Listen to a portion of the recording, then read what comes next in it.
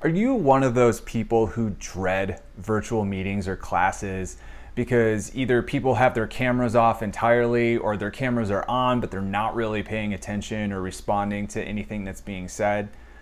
Well, there is research to back up that this isn't the healthiest thing for us, but there is also research that is showing there may be a way to mitigate this. In a recent article on Inside Higher Ed, they featured a study by Paul Hills from University College London, who led a team of researchers in analyzing students and using hand gestures through their virtual classes.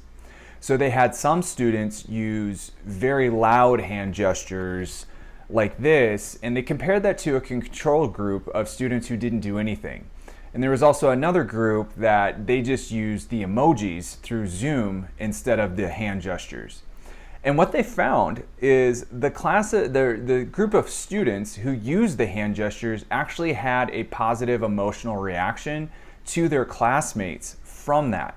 And they also found that the students were starting to realize that there was a reason to have their cameras turned on, and they were able to make that connection with their classmates.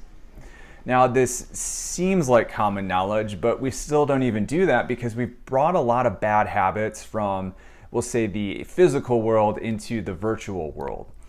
And what happens is our brain is constantly scanning for feedback.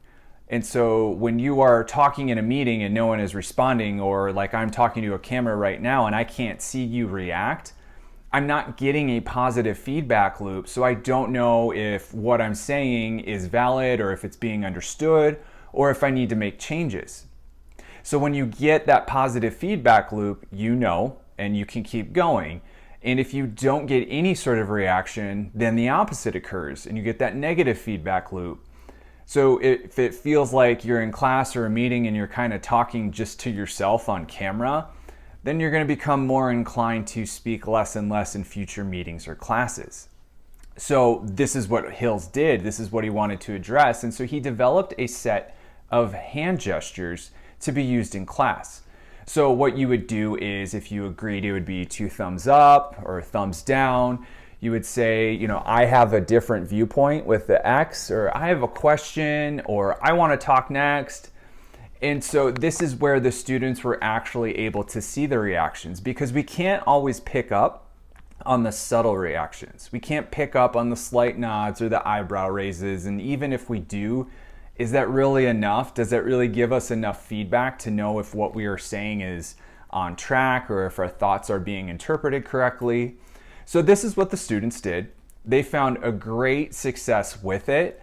And I think there's a lot of potential. In fact, it's something I want to try implementing in the next class that I teach to see how students respond to it, because they also felt like there was more of a natural flow.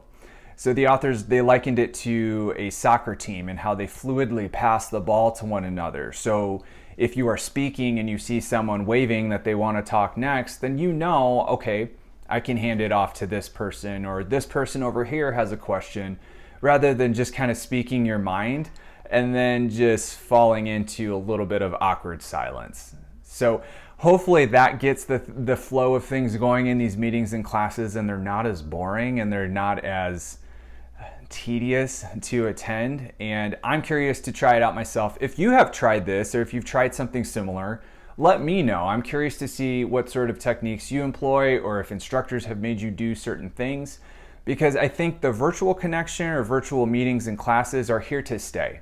They may not become as common as they were in the past, but they're not going away.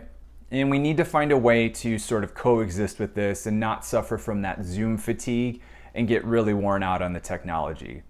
So I hope you liked this. I will link the article down below, so go check out the study and see the gestures. And even if that's not being implemented where you are, try using these and just kind of see how people react, because I think they're going to get a very positive, they're going to feel a positive response.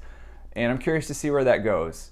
So as always, if you like this and if you want to see more, hit subscribe. Don't forget to hit like or share, and I will see you in the next one.